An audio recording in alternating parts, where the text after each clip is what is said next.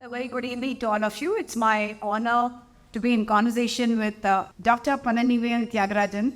He is certainly not your run-of-the-mill politician for sure. All of you have heard him, I'm sure, seen him, and that's why all of you have gathered here as well to listen to him today. The topic that was given to me was fiscal federalism. It became somewhere the great debate and center versus state and so on. And Tamil Nadu, of course, has been one of those states that has been very vocal about the kind of imbalances that are there in terms of the vertical as well as the horizontal devolutions from the center, I guess, whatever is coming in. And all the southern states have been talking about it. And something that I think all of us have started realizing very much in the public domain about the money that we contribute, the money that comes back, the size of the devolutions itself, even though they say they went from 32 to 41%, and now states like Telangana are asking for 50% to be given to the states. And yet in real terms, Mr. PTR, I'm sure, will tell us about what the real picture is in those terms, and also about the other criteria which are there for devolution of these taxes, the weightage that is given to different factors. First of all, when we say the great divide, center versus the states, is there really that big great divide? I know we maybe should start with fiscal federalism itself, because that's not something that's written in the constitution in so many words. What should be done in terms of fiscal federalism? Federalism itself, I heard you say somewhere that it's not really something that's written down very clearly in the Constitution. Yeah, I think that might be the best place to start, right? What is federalism? I think the word federalism actually came about mostly in the US context, where there were already relatively independent states. And then they were trying to put together a agglomeration of these states in a way that gave them some advantage beyond being independent states. And so the notion of federal started with the federation of states in the US. That kind of federalism was, what are you willing to give up to the center, or the whole, or the union, the United States, as opposed to having 100% with you? In our case, it's very much the reverse, in the sense that the notion of the country itself was such a alien concept, because, you've had different states that had to be brought together, kingdoms that had to be brought together. Yeah, the land has been, settled by human beings for millennia, and all kinds of administrations and all kinds of structures and all kinds of kingdoms over thousands of years. And all of a sudden, you're trying to carve out a country because the British happened to run it as one administrative unit. Otherwise, there wasn't any historical, country here. And so the Constitution is very much written in a way to preserve sovereignty and the integrity of this experiment of a republic. And so, for namesake, they put in this notion that it shall be a union of states. That's about the real nod to federalism. Otherwise, it is very much centralized, and I've said this many times, compared to any other country in the world, particularly any other large country in the world. There is no other constitution that puts so much power into the center, into the union, and relatively didn't even contemplate the notion of the third tier of government, right? Till the 90s, there was no third tier of government. There was till the Panchayati Raj Act. We are essentially, by words, federalism, but not by structure, federal setup. Number two, I was reading an article actually by Mr. N.K. Singh, where he talks about this notion of coming together or holding together. And, we were not coming together. We were holding together kind of country, because there was not an independent state that decided they would come together in a country, right? In fact, the country became independent in 1947. Demarcation of the states happened in stages in the 50s and continues till, recently. What here we are was some other state till a few years ago. And so, as somebody else put it, there's all kinds of unions. There's indestructible union of indestructible states, like the United States. Then there's destructible unions of indestructible states, like the European Union. And what we have is an indestructible union of destructible states, because the government of India has shown time and again that it can basically carve out states as it wants. So the critical issue is really about finance, isn't it? So the center would like to control that finance, so that keeping the states together, unless you hold the purse strings, I would argue, you may not be able to keep them together. Otherwise, by this time, time, maybe the states would have, in the southern part of the country, which took a different trajectory, may have wanted to say, no, now we will be our own little country or confederation of states that can form our own union. So that logic, whoever is in the center, it doesn't matter which party is in power. The tendency would be to hold that, isn't it? I think there's at least it's also required, maybe? No, it's at least 3 different points there. So I'll separate those. The first is money the most important thing? And the answer is no. I think the money is a facet. How you structure decision making, how much self-determination we have is probably at the core of it first. The money is important, but not the essential facet. The second question is, would the southern states have done something? These are dangerous waters. I don't want to be accused of sedition, so I'm not going there. The third question is, does whoever run the government in Delhi have a tendency to want centralization? The answer is absolutely. And I can just give you 2-3 examples, right? The Congress governments of the 1947 till the 1950 till 1990 or whatever were great centralizers, homogenizers. You look at the 42nd Amendment, where they start taking subjects out of the state list, put it into the concurrent list. And now we have a prime minister who, when he was the chief minister of Gujarat, was the greatest proponent of states' rights. All of a sudden, I sat in Delhi and turned, it's not possible to go more night and day than that, to say he's now the greatest centralizer in the history of India, making the Congress governments of the 40s, 50s to 90s look pale. So, everybody who sits there wants this tendency. I think there was a former director of the NIPFP. Everybody wants decentralization till their level. So if I'm in Delhi, I want everything with me. If I'm in the States, I want decentralization to me. I don't give it to the local bodies. If I'm in the local bodies, I want it all the way down to it. Really, it's about decision. It's about determination. It's about control. The money comes secondarily, I think. You spoke about, you'd be accused of sedition if you spoke about what many in private circles would articulate. If we say Karnataka claims that it gets only 17 paise out of the 1 rupee it gives, and Tamil Nadu says 29, Kerala says 25, Telangana, Andhra Pradesh, similar stories.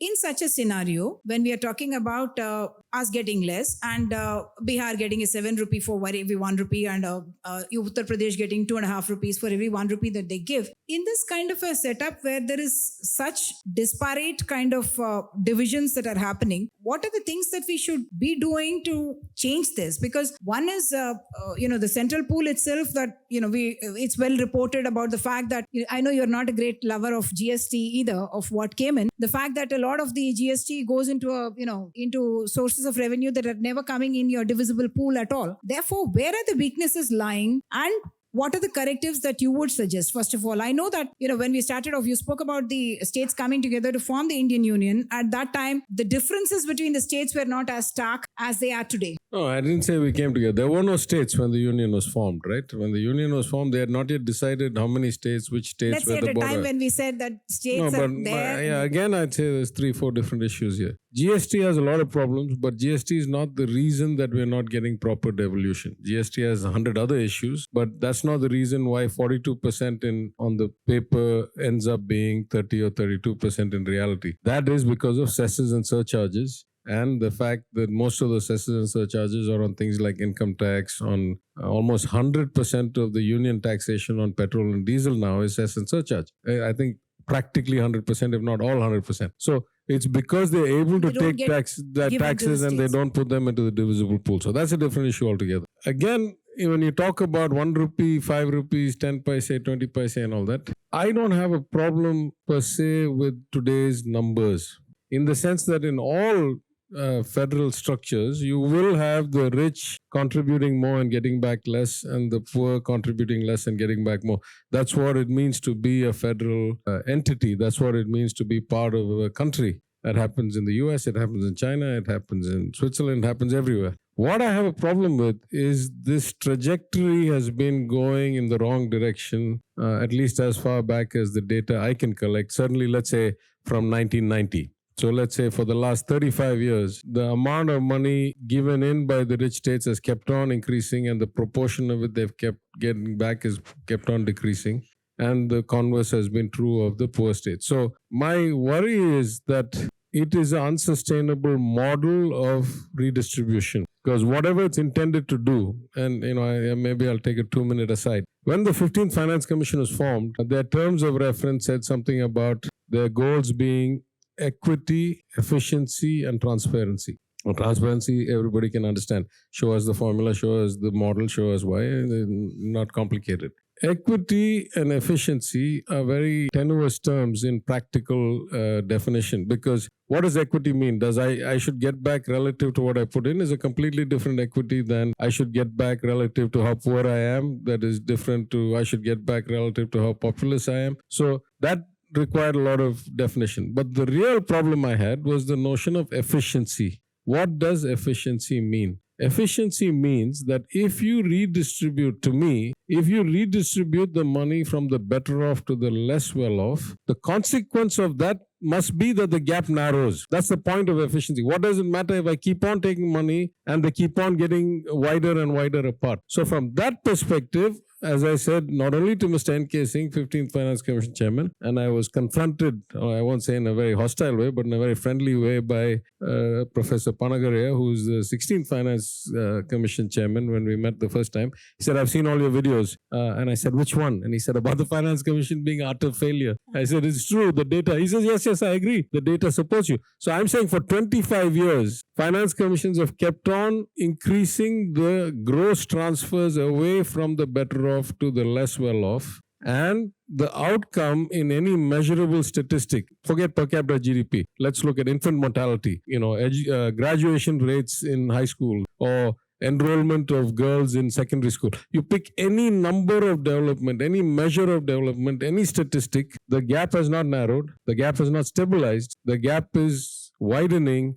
it is accelerating in its widening. That's why they keep on taking more and more, because when they do the calculation, they say they're poorer still and you're richer still. So something is profoundly wrong with the way that we are incentivizing or spending this money, such that we're getting further and further apart. Now that's the real threat. It's not a question of what will happen if the southern states think X or Y. How long can you sustain a union if the per capita income in Tamil Nadu is $4,000 a year and the per capita income in Bihar is, $750 a year, and on a trajectory to keep widening like this in perpetuity? And these are not like small places, right? It's not like 2 million and 5 million people. It's like 80 million people and 100 million people. So these are the things that worry me, should worry all citizens profoundly. How can you have one country where the outcomes continue to diverge so dramatically and exponentially accelerating divergence? That's where the weightage and criterion come in for how we are going to distribute the resources. One, of course, was how much resource you're giving to the states. And second is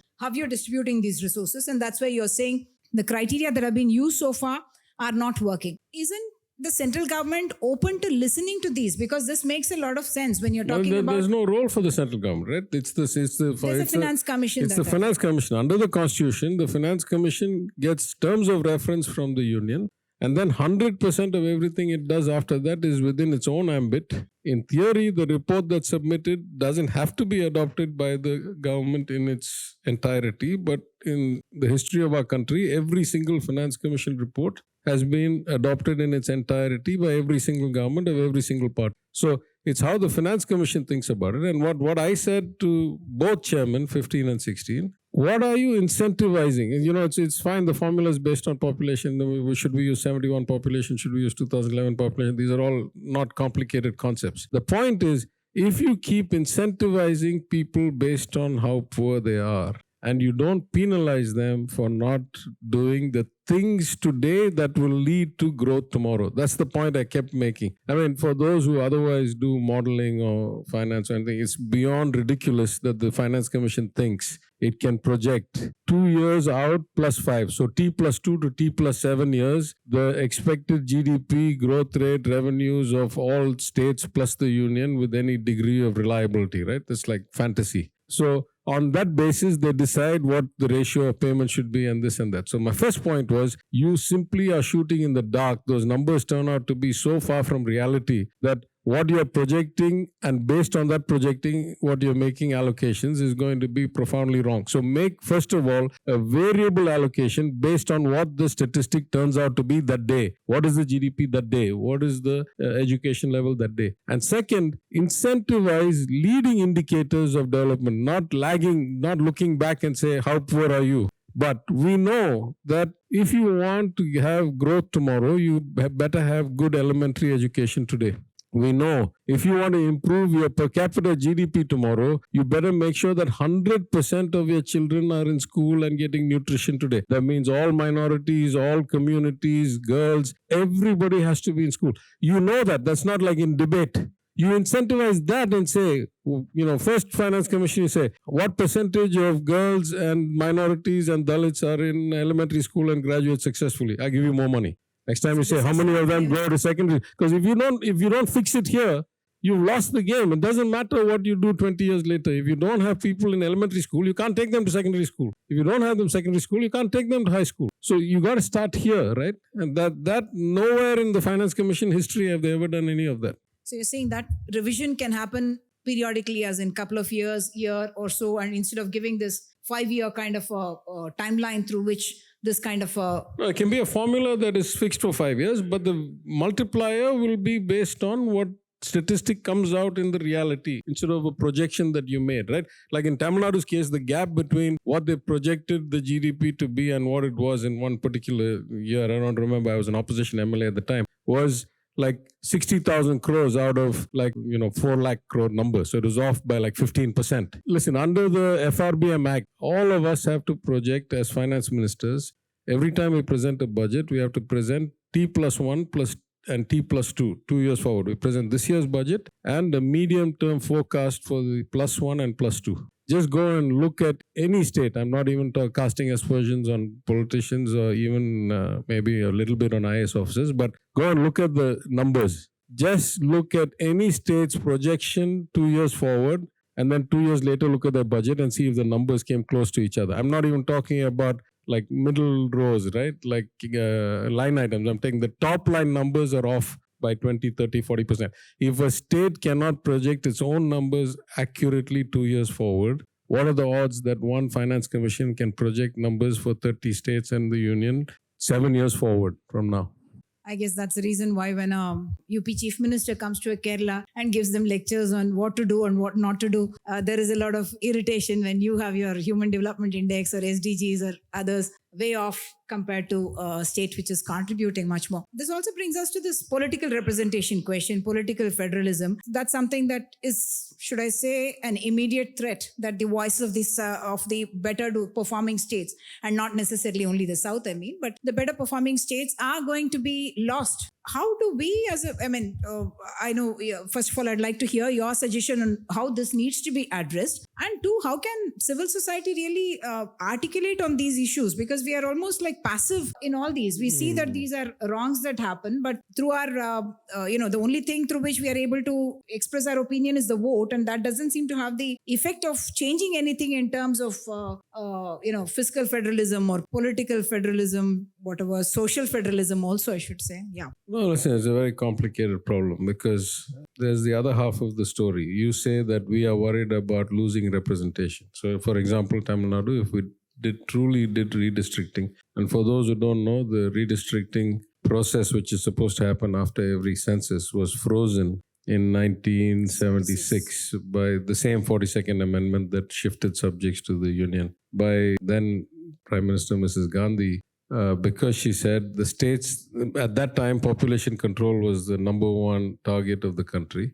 And she said those who control their population shouldn't be penalized by having fewer seats in parliament. So from independence till 76, they redistricted the seats every 10 years and gave more or less seats based on the changes in population. And then from 76, they froze it. The original amendment was still for 25 years till 2001. Then under the Prime Ministership of Vajpayee, the BJP government brought a constitutional amendment, the 84th Amendment, to extend it for another 25 years, so till 26. So from 76 to 2026, we have not had a redistricting outside of the states. Within the states, we've seen the constituencies redistrict. Now that's expiring. The question is, if we really did redistricting according to population, Tamil Nadu will probably lose 6 or 8 of its 39 seats. And UP, which is already 80 seats, will probably end up being 105 seats or something like that, because at this point, the average MP seat in Tamil Nadu has about 15 lakh voters, and the average MP seat in UP has, 21 or 22 lakh voters. So one could make the argument, is it a representative democracy where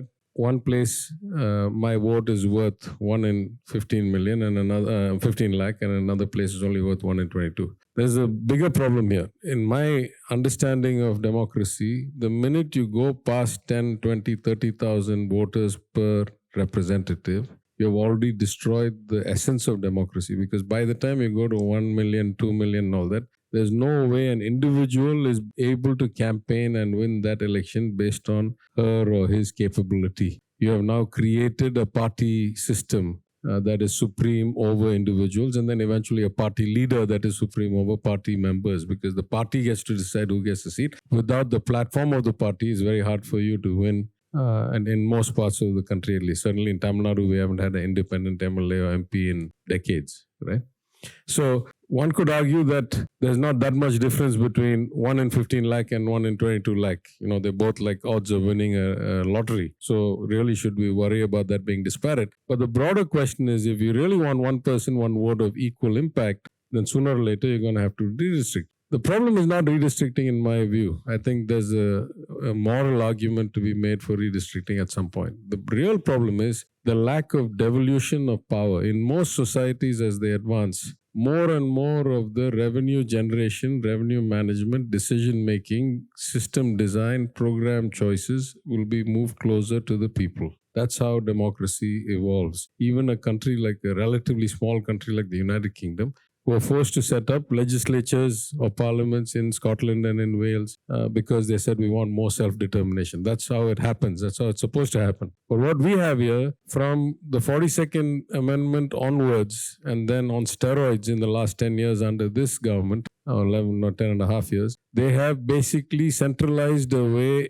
what little residual was with the states, right? So 42nd Amendment took away some subjects. Then in the Congress regime, they started this notion of centrally sponsored schemes, which has no place in the constitution whatsoever. Centrally sponsored schemes, meaning the government of India will allocate funds at its discretion on subjects that are otherwise state subjects, right? That was the beginning of a slippery slope. And with the brand mark of the central yeah, government. Of course, yeah. Then you start from there. Then you go to cesses and surcharges. Again, who started cesses and surcharges? Not the BJP government, the Congress government. Then you go to GST. Now I have no power of taxation left, right? We always give this example in Tamil Nadu that when through MGR decided that he wanted to go all children in schools, till then they were means testing who they would give the afternoon lunch to. And he wanted to give it to 100% of all government school students without means testing, who's poor and who's not.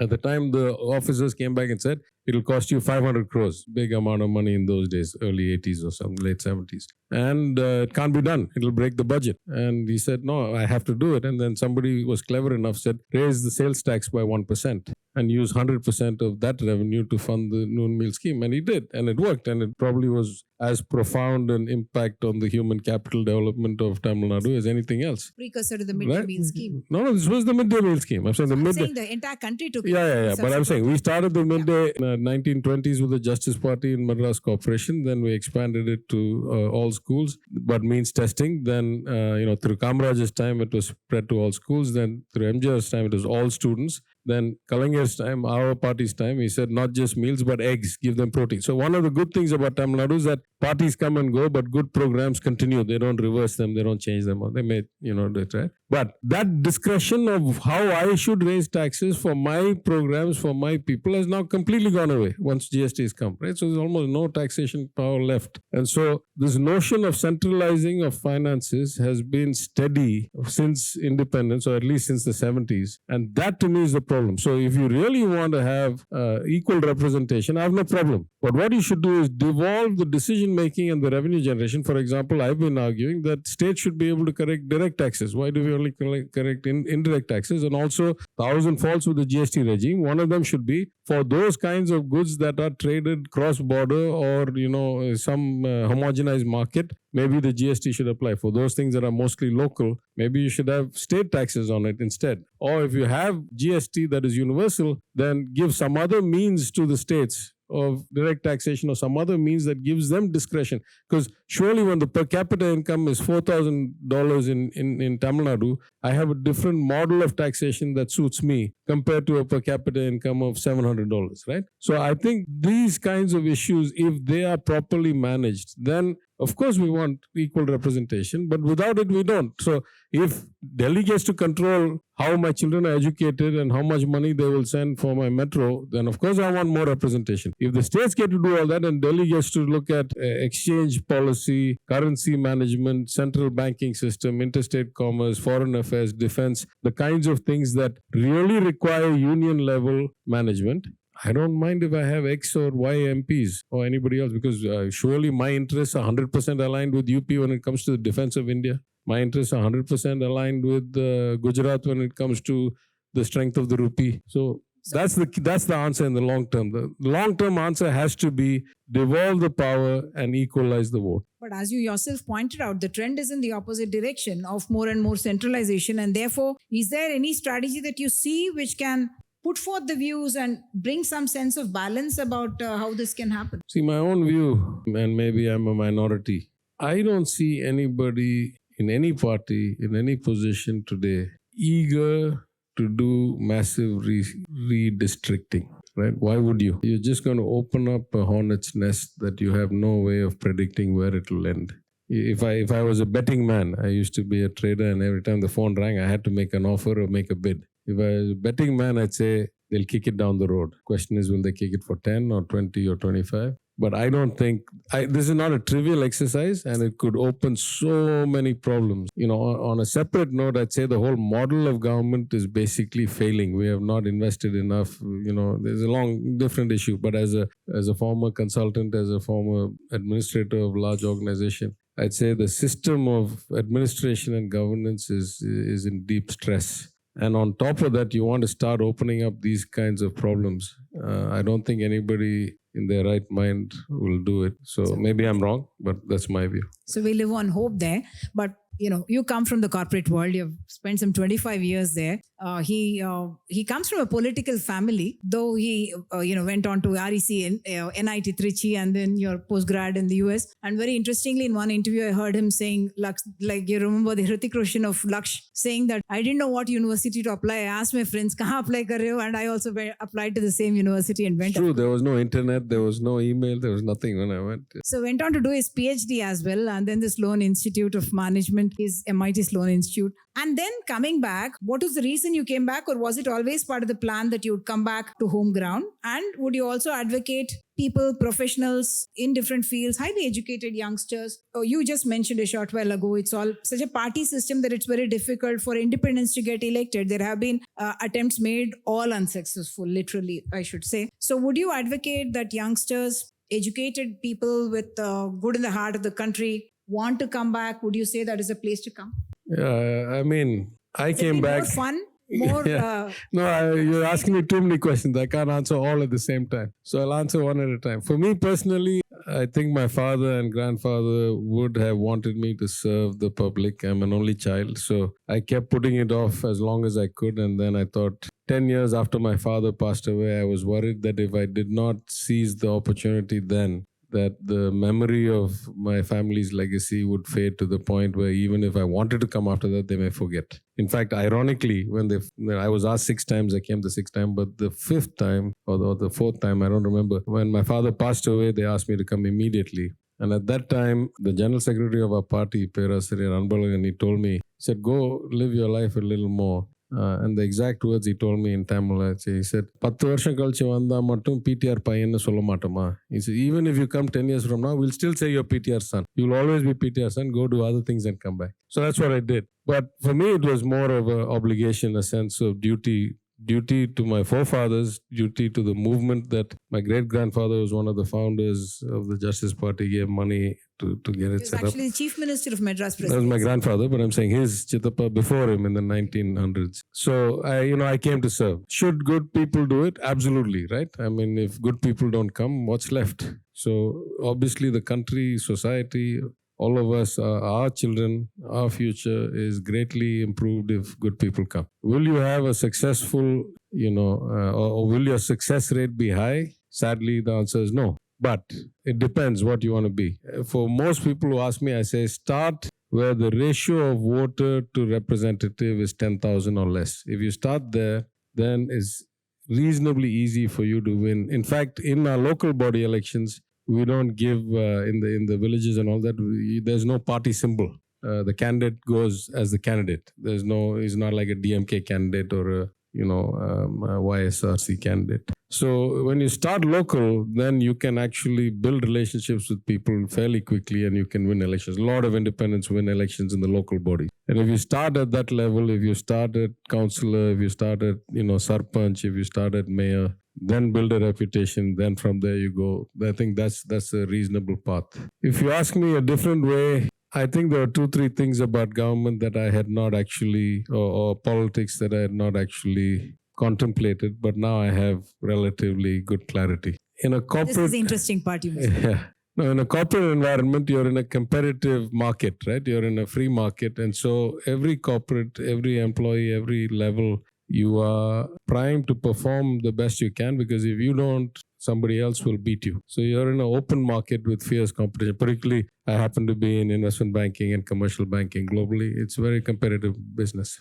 Governments, by definition, are monopolies, right? There can be only one government of Tamil Nadu, only one government of Telangana. So politicians are in extremely competitive markets for politics, for elections. They're very good at it. But once they get into government, whether it's the politician or the bureaucrat, these are monopolies. And so there's no real pressure for you to perform as if you were in a competitive market. And I think that's the biggest difference I find, is that in a corporate environment, if everybody agreed that something needed to be done, it got done. Here, everybody may know or even may explicitly agree, but getting it done is something altogether different. It may take a year, it may take 10 years, it may never happen. And I think the biggest other difference is, at least in my career in the corporate world, there was a premium for being transparent, for being articulate, for saying what you meant, for meaning what you say, for executing what you said you were going to do and not doing differently. In politics, it's exactly the opposite. Nobody says what they mean. Nobody means what they say. Nobody holds you accountable to deliver anything you have ever said. And so you're playing in a completely upside down world. And that, I think, is a difficult transition at least from a global corporate level. And I would say the last thing that is a bit depressing, but it's true. Because you're operating in a monopoly and because the weight of the state, the scale of the state, the heft of the state is so high. By state, I mean the government, whatever government it is. There is no immediate realization or understanding of who's performing at the 35th percentile level. What does 60th percentile look like and what does 99th percentile look like? Insiders know. Deep thinkers know. People with a lot of experience understand. Here we have made a transformation that will give us results for the next 20 years. But most of the people in the system and the public and the press, and then the 60th percentile who's like, get first class and can do decent things. And then the 99th percentile performer that has to perform at that level if you're in the kind of investment banking or trading business. The system doesn't appreciate, and most people can't tell the difference in the system. But surprisingly, and this is, the redeeming and positive note of all of this, voters can tell. Voters can make the distinction like the system cannot. But human beings, all human beings, irrespective of educational level, irrespective of economic level, seem to have an innate ability to sense. It's almost like biological intelligence built into human beings through millennia of evolution. If you're alive today as a human, you must be one of the smartest people in the history of the world, just because of the way we have come. And that I'm very, very heartened by, and I find it redeeming. That at the end of the day, the people know. The people know. Maybe they can't articulate why, maybe they can't say specifically what, but the people know who's who and what's what. You've seen different cultures, you've traveled across the world and lived across the world as well. But you also come from the temple town of Meenakshi temple. And at this time, when the Tirupati Laddu controversy is happening, how important is something like that for a state, a nation? One thing. And just yesterday, your leader, your deputy chief minister was attacked by the deputy chief minister of Andhra Pradesh on the issue of Sanatan Dharma. Of course, the definition differing in Tamil Nadu as compared to the rest of India, it would seem, about what they want to call Sanatan Dharma and interpret it like. How do you, I'm not asking you to react to it like a news report, but I'm saying, how do you deal with these kind of things? When you when you have traveled, I'm sure your perspectives on these issues and how they play out may be very different. I mean, you spoke about merit, but yes, politics is also about family inheritance. It is something that they inherit as well, and all that is something that you also deal with on a everyday basis. I don't know. I don't think it's my job to comment on other people's actions or comments. I'll give you a clear philosophy. That's my philosophy, what it's worth. As I say, my great-grandfather was one of the founders. My grandfather served as the last president, served as chief minister. My father was, a member in the Dravidian movement. The Dravidian movement, among other things, vociferously, and my great-grandfather had key roles to play. My grandfather was the whip of the ruling party when the bill was passed. Vociferously insisted on nationalizing all the king's temples. All those that were direct lineage, if you and your grandfather and your great-grandfather had it, it's yours, no problem. But if it wants the Pandya kings or the Chola kings or the Chera kings or the Pallava kings or went to the Nayaks, all those were cultural artifacts, belonged to the people, and in a democracy had to be owned by the state. There were many other reasons for it. You want to ensure equality of access, you want to preserve the culture, there are many reasons. So I'm saying, in this family, where we agitated for the nationalization of temples. After the temples were nationalized, just my grandfather, I've done a little bit, but I don't want to talk about me. My father did a little bit, I don't want to talk about him. I want to talk about my grandfather because he was the one who was the whip who actually got the bill passed. My grandfather did the renovation of Vadapalani Murugan temple 3 times at personal expense, meaning friends and family collected as chairman. This is not 1 rupee of government money, right? Of Madurai Meenakshi Amman temple for the first time after the king's period, of Tiruvadavur, of Tenkasi Kasi Viswanatha temple, of so many other temples. And when the Ayyappan temple, which used to be visited by 10,000 people a year till then, burnt down, some say was burnt down, but anyway, burnt down. And the Pandalam kings and the chief priest came and asked my grandfather to replace the idol and make it popular through touring the state with it. He got it made and he put it there. And now probably 20 million people or something a year go and worship at the shrine where the deity is less than 75 years old. The main deity, I'm talking about the Ayyappan idol, I know you've seen it, is this small, right? So the notion of faith, I think, to me, is 3 things. 1, if you are a believer, the prime characteristic for you is humanity. You must be a kind, gentle, tolerant, let everybody have their own faith and you do your own faith. That to me is the first distinction. Second, if you are going to do service, do it in a way that is equitable, that is respectful of your ancestors, of the legacy, of the culture, of things like that. And there's no need for you to go to war with anybody for you to be a good adherent of a faith. And the last I'll say, which Periyar Anna said it, my grandfather said it, Periyar said it. See, there's a distinction between God and organized religion. Organized religion has led to a lot of conflict, a lot of strife, a lot of wars, a lot of massacres of all types. I'm not talking only about Hindus, I'm talking anywhere. But God, by the nature of God as God, must be a kind of protective, gentle person, right? So Periyar said, I am not for the God where society is stratified into upper class, lower class. I'm not for the God that says women cannot come into the temple when they're menstruating. I'm not for the God that requires a broker or a middleman. I'm not for the God that requires gifts to be given, only then you are blessed. If there is a God where all people are treated equal, where I don't need an intermediary, where everybody can come up to the inner sanctum, I have no problem with that God. But if I say this, they call me atheist. In fact, he says atheism has no meaning. Atheism is you have no belief at all. I'm not saying that I have a belief. It's not the same as your belief. That's the problem. Anna said it even better. He said, if your faith in God makes you want to be a better person because you think one day you have to go and answer to God. So you say, let me do good deeds so that I will answer well to God. Then the primary function of you is to be kind and gentle and supportive of the other children of God who you are interacting with on a regular basis. And therefore, if the adherence to this faith makes you a better citizen and the collective adherence of faith makes a better society, then I'm all for God. I have no problem. This is the legacy that we have come from. I'm not going to get caught up in some random, tamasha about one thing or another. Okay, let me open up for audience questions. Yes, please. So thank you so much for the talk. Pleasure listening to you. I'm Pawan from Hyderabad Central University, student of economics. So first of all, I would like to say that I remember watching your interview called The Unlikely Minister that you gave to Bangalore International Center. There you talked about how you had to spend money on your debut election and then eventually you did not have to in the second. I'm like totally enamored of your honesty, right or wrong. And now coming to the question, so like slightly tangential. So the first question is because we talked about education and the federalism. So my question is, so in the absence of a well-educated and organized local level government system, panchayats especially, they have remained mainly political institutions and not effective instruments of governance.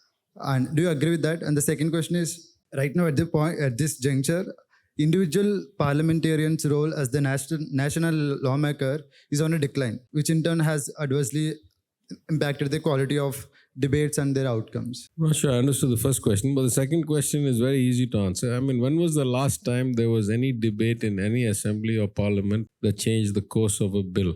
Like the notion of legislation has completely gone. Partly because of the party system, partly because of the ratio of electors to elected, partly because of the anti-defection law. When was the last time there was a debate in an assembly or a parliament, and based on that debate, some proposed legislation was amended and passed? Just to give you a comparison, when the original temple nationalization of the King's Temples Act came, debate continued for 3 years. 3 years worth of debates happened before the bill was passed. I have been a member of the assembly for 8 years now, as opposition and as ruling party. I can't recall one instance, not one, where any bill on either side went to debate. So the role of a legislator is to provide majority for the government. That's basically what it's been reduced to now. So that function of democracy is effectively, in my view, as a legislator, effectively non-existent. I didn't catch the first question. What did you say about panchayat?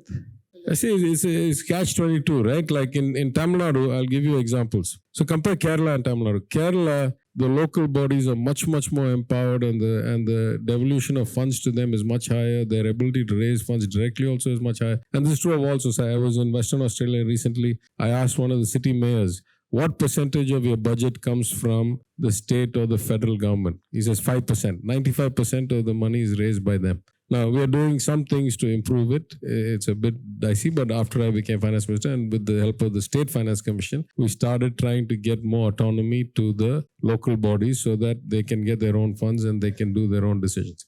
Historically, they have not had either the money or the decision-making power. So, of course, the system itself is weak. You know, it's like the chicken and the egg. If you give them responsibility, you give them money, maybe they develop the capability. If they have none, they're going to stay backward for a long time. And there's other issues. Obviously, accountability of service or delivery or money spending is going to be much higher when a councillor has to interact with a few thousand voters than when a minister has to interact with millions and millions, or a MLA has to interact with lakhs and lakhs of voters, right? So there's those. Then there's another perspective on this, which is that when we introduced the free breakfast scheme, which the Chief Minister was very keen, we basically empowered the local bodies. So it's a long discussion for another day, but the noon meal scheme is run as a centralized government scheme and it's got some pluses, but one of the weaknesses is that 2/3 of the spending goes on labor.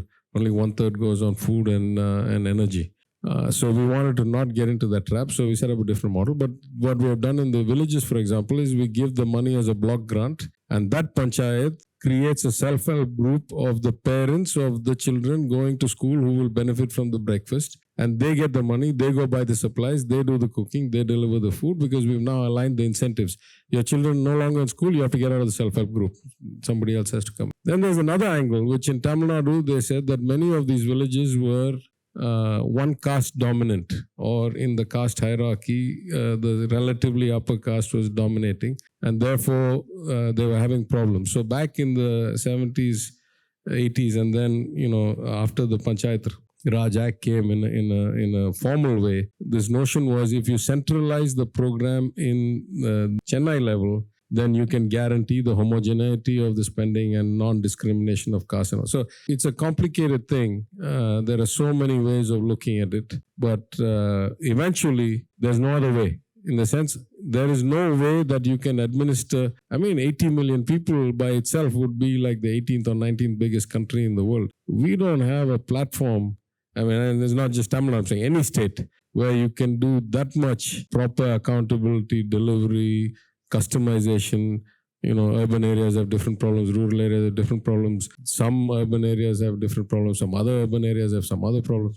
So sooner or later, you're going to have to find a way to devolve the power and build up the expertise in the local bodies. Otherwise, there's no redemption from this cycle. I'll keep this brief. Thoroughly enjoyed hearing you, sir. I'm from Tamil Nadu. Thank you for all your insights. Just to generalize the point that maybe you were driving at, roughly we are saying the states in the south are doing much better in terms of prosperity, education, and various other indices, but the states in the north, which are far more populous, aren't doing as well.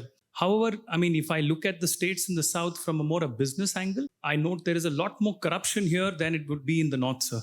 Various instances of this, and I think it cuts across political lines, but it's more or less consistent that the south, for example, anyone who wants to contest an election has to probably put together a lot more resources here to contest an election than it would be an equivalent in the north. Why do you think that is the case, sir?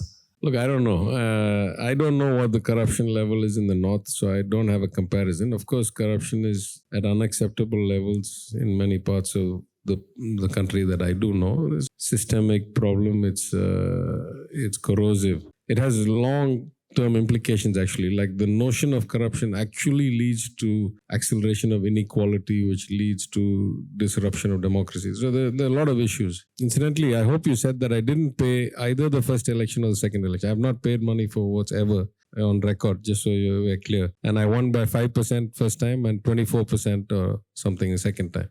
So if you do good work, the people will vote for you. But I ask a different question.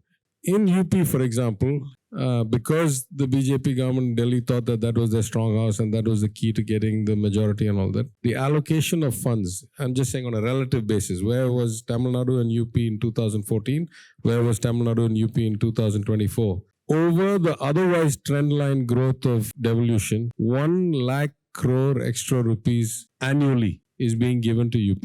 But if I look at the per capita GDP of UP, or I look at the gross GDP of UP, it has gone down relative to the GDP of Tamil Nadu. Now I ask the question, if it's not corruption, what is happening that all this money is going there and nothing is changing? So I think corruption comes in many forms. Corruption is a curse. It's like acid. I'm not sure I'll make the distinction between the north and the south. I don't have the data for it. At a macro level, I'm saying something must be wrong because all this money is not leading to outcome. Hi, Mr. Rajan. Thank you for your service and your grandparents and parents. I had a quick question. Since you've seen numbers very closely, both at macroscopic level, at a global level, and you had the privilege now in states, want to know a little bit your thesis on the actual, GDP growth rate and the poverty line indexes and numbers. What is your raw feeling on the signal to noise ratio? Yeah, again, I don't know what the absolute number is, but I'll say, at least in my limited experience, in the last 10 years, the noise has gone up and the signal has come down, right? Because we're capturing less and less data. I'm not saying it politically. I'm saying we're not even taking the census. We're not even taking the national survey. We're not even collecting the information. So that obviously we're operating in the dark, and without data, you cannot form policy as thoughtfully without data as you would with data, because it's telling you your actions have some consequence or some impact. So the feedback loop is broken if you don't have data. And that's a huge problem. But if you ask me about poverty, I can't say because I don't live anywhere else. But in Tamil Nadu, I'm actually surprised because we did other surveys with MIDS, with JPAL, with the University of Michigan. And I'm actually surprised when some of the data I should have expected, but some of the data I was quite surprised. The average ratio of home ownership across the state is 75%. In the rural areas, it's like 90%. In the urban areas, like 60%. There are 2.23 crore public distribution card holder families in Tamil Nadu. It's a universal PDS state. It's not, within that there are 7 or 8 categories based on your means and all that, but everybody is the equivalent of getting like a voter ID is to get a ration card. In this 2.23 crore family state, there are, last count, 2.96 crore registered two-wheelers, right? Like more than one per family. So some of this stuff is actually really enlightening because you think, of course we can see before our eyes there's poverty, but it's more extremes. I think there are fewer people at the extremes than we think there are. And the middle class, at least in a place like Tamil Nadu, where the per capita income is now 3 lakh rupees, is actually not doing that badly. I'm not saying it's great. I'm saying it's not as bad as one would think. So, of course, I'd like better data. We do our own. We do a lot of data collection on our own around programs, around education. Some of it is heartening. Some of it is scary. Particularly in education, I must say, I think we're falling behind. I think this 2-year COVID break has caused a lot more damage than most people realize. And we really ought to be focusing on. This is a state after I have done the remedial. I don't know any other state that announced and did a remedial education program for the COVID break. And yet I say that the data is very scary. What is your take, sir, on this definition between the difference between or the definition between welfare and development? There are a lot of people. I ask this question because there are some leaders who are considered visionary and development oriented, who have a lot of contempt for anything to do with welfare. Using this term, the term welfare, they use the word freebies.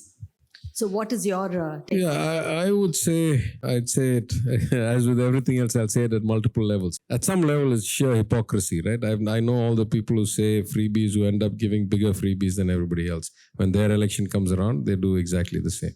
So I don't want to get into that. That's just politics. But I've said it in a very nuanced way that if I give away something for free or subsidized or low cost, there are brilliantly good schemes like giving free lunch or free breakfast. There are decent schemes like giving free support for weddings.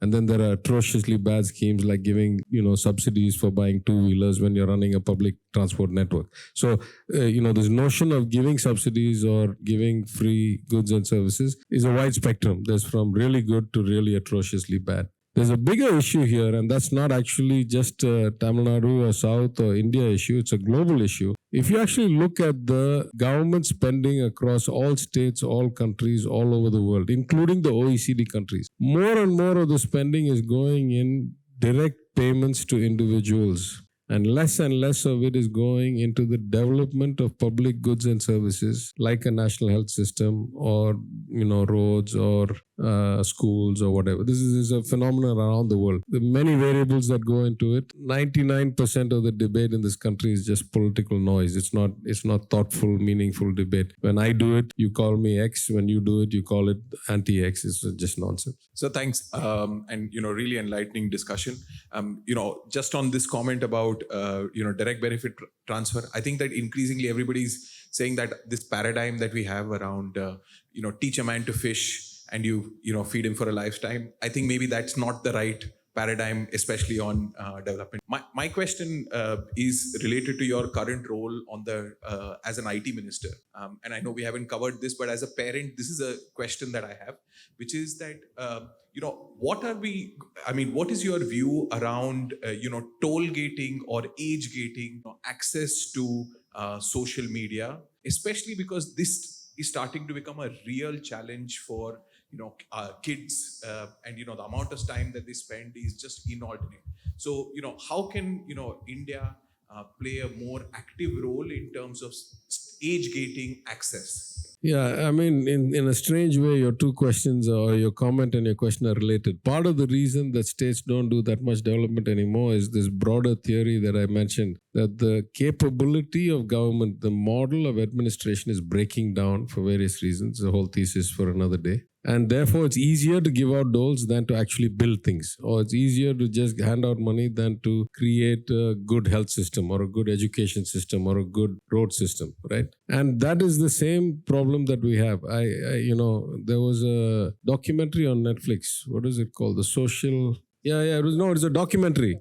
Where they interview all the founders of all the companies. I'm not talking about the movie about the Facebook. What it is a documentary where they interview all the creators of the big social media firms, from the Pinterest, the LinkedIns, the Facebooks, all of this, right? And what was remarkable to me, and it was very powerful because it was nothing, it was just one guy with really high definition camera or one woman, and they were just talking to them, and they were just, coming from every single one of them. The question that you really saw the most emotion come out was when they asked them something like, what about the children in your house? And it was the equivalent to asking them, will you give your kids poison? They're all like, my children, of course not. I would never let my kids anywhere near this, right? Like these are guys who have become billionaires and millionaires and 100 millionaires making up these companies. But their children, they know the evil of it and they will never let them near it. So I completely agree. I mean, in my own house, I try to do this with my children. But at some point, I don't think it's enforceable. I don't think the government has the tools to actually track what is happening and who's doing it. It has to come down to the families. And it's an easy answer, but in my own house, I say, if you are bringing them up with the right value system and you're spending enough time with them and you're actually engaged with them, that is the only real safe way, because no matter how many tools or how many blocks or whatever you put, short of, cutting off all access, but then there's so much public access now, they can go and get it in the library or, the friend's phone. So it's very hard. I agree that it's really damaging and it should be kept away from people who are very young, at least till their teenage years or something. And the consequences of this are really bad when you see extreme cases of bullying and negative outcomes. I didn't get on social media for all practical purposes till I came to public life. And I think I'm better off for it. Now, I'm in public life. I have to be on social media. But yeah, I'm not sure that the state can prevent it. The state is not that capable of doing things, actually. Hello, sir. Thank you for the talk. My question is an extension to one of the co-Tamilians sitting there in the front row, which is regarding corruption. Do you think there is a need for electoral reforms in India? Because corruption is very closely linked to the campaign expenditure, election campaign expenditure. Do you think that is sort of leading to improper use of funds that you even end up receiving from the state in the first place?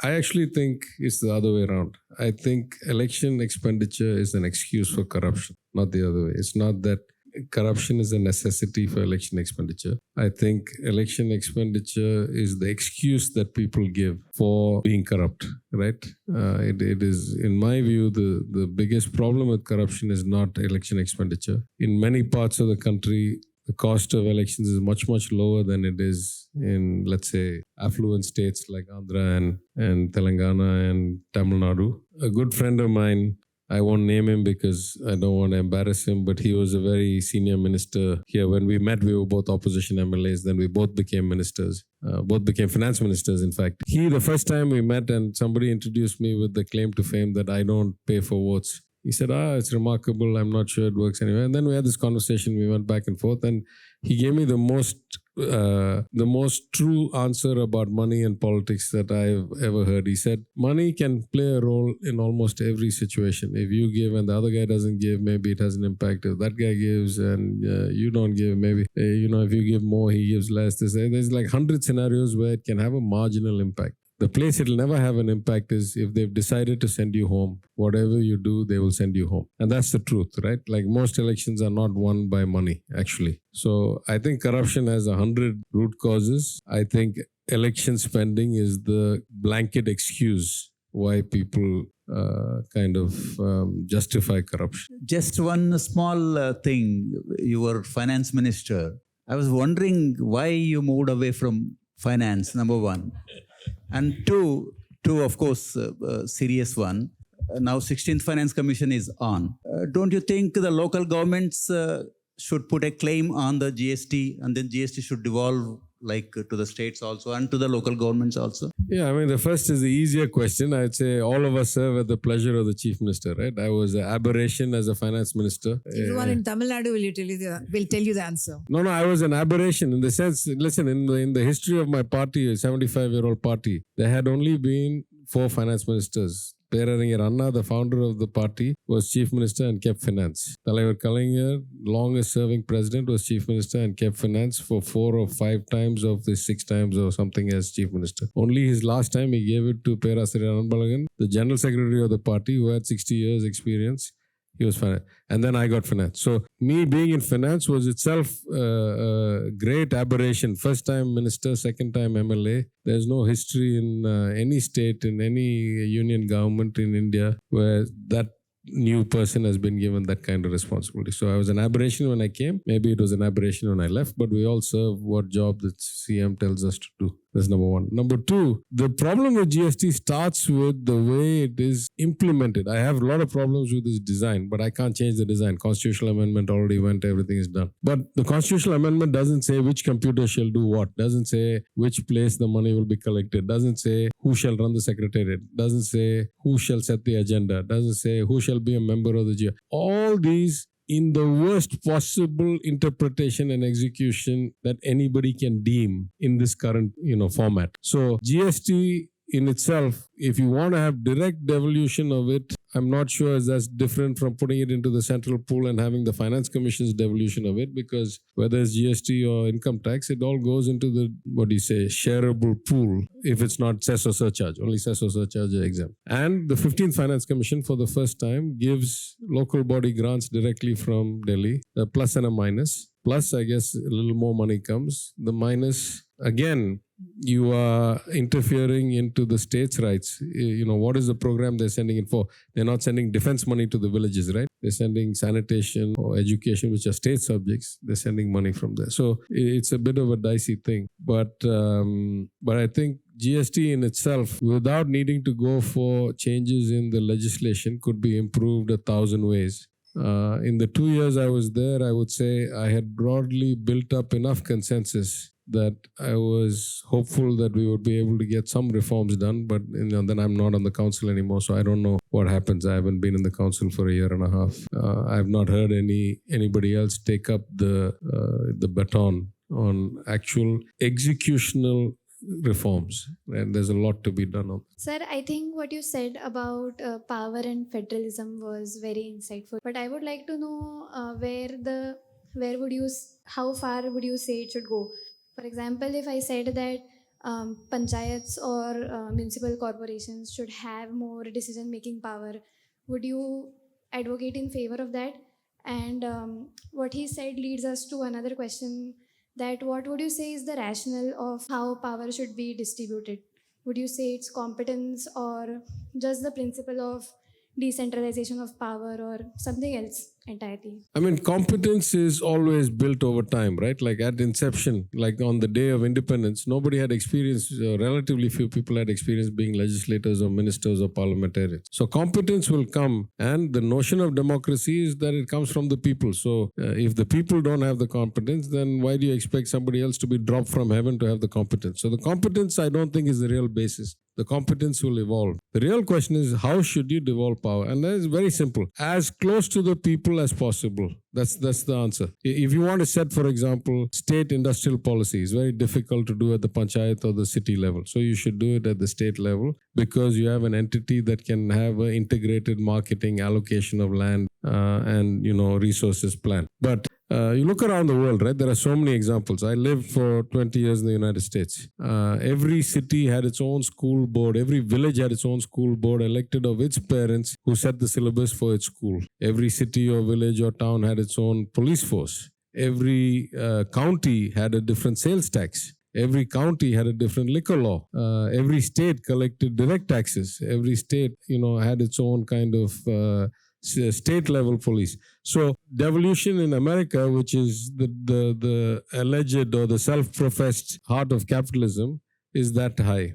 You go to the other extreme, you go to China. In Shanghai, the city of Shanghai has its own police, has its own school district. The city of Shanghai gives out industrial permits or business permits by itself, environmental clearance by itself, not the state, the city. And there is no banking that is done at a national level. Every province gives you a banking license. My old bank had operations in China. We had to go and get, if you want to set up a branch in province X, you had to get that province's banking license. You couldn't get a pan-China banking license.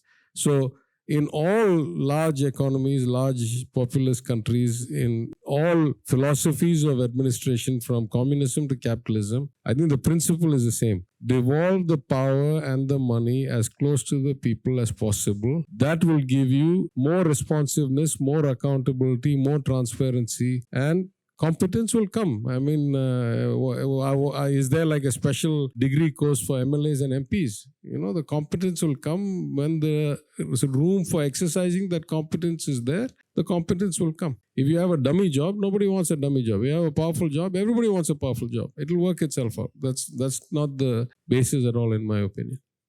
You did mention efficiency, and in the past there have been some half-hearted attempts at measurements and corporatizing government functioning. And there are people like you who try to take a more analytic approach towards administration, and there are people with native intelligence. How do you deal with this? Is this possible at all to bring in some kind of a performance benchmarking in any way? Because I think we have tried this in the past and we have just left it behind.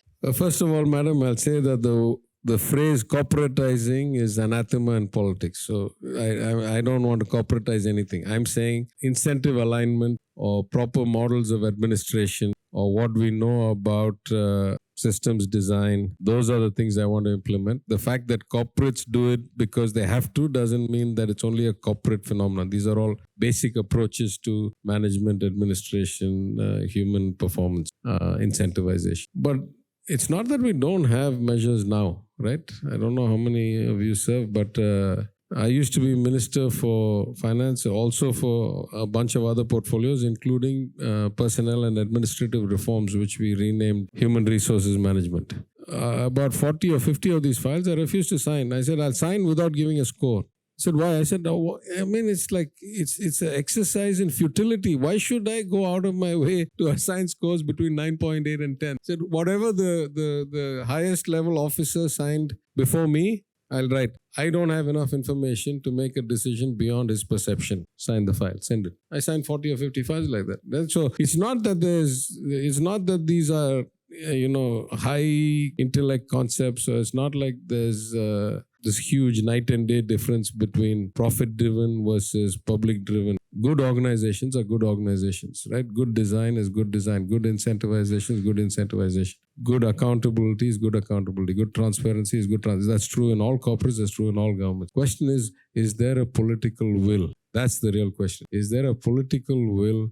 And is there the need, even though you're a monopoly, is there the need to actually show outcomes, or do you believe you can win elections many different ways? And so you can keep on saying something and doing something else and keep on winning elections. Then what do you care about whether you actually get outcomes or not? And that's the problem, actually. Thank you so much. But can I have one last question about why when we are saying some states are forward or ahead and others are behind, what was the reason? Is this historical? Is it cultural? Is it social? Is it education, human resource? Two simple things, I would say. Almost all of the South was part of the Madras presidency in some way, except the King's exclusions in Travancore and Kochi and Hyderabad and Arcot or something like that. And so they were all Justice Party ruled from 1921 till 19-something. And 2 or 3 profound things they did. 100% elementary education for boys and girls in 1921. 100% reservation of all jobs based on the percentage of the population that you were. Removal of barriers to like professional qualifications, like you no longer needed to know Sanskrit to get into medical school. So you democratized access. For that matter, the right for women to vote was given in Madras presidency in 1921. If you look at the first 6 or 8 major legislations, they were of profound impact. And the great thing, as I say in Tamil Nadu, continuity. The Justice Party nationalized the temples, the king's temples. The Congress came after. They could have easily reversed it. They didn't reverse it. They signed under Rajaji, the Dalit Temple Entry Act that said the Dalits can go all the way to the inner sanctum, right? So when you had a good policy, I told you about the noon meal scheme. When you had a good policy that increased inclusion, that increased equity of access, that made sure everybody fought with each other to do better than the last person in that policy, nobody ever reversed. That to me, like from 1920 to 1950 at least, we were all on the same platform. To me, that was one of the, at least in Tamil Nadu, I can guarantee that continuing even after 1952 till today, that has been one of the biggest drivers of Tamil Nadu's outcome. Political leadership did make all the difference from there to now, and we do hope we get more leaders like you in our democracy to vote in and take that leadership position and take India forward. Thank you so much for your conversation, and thank you all of you as well.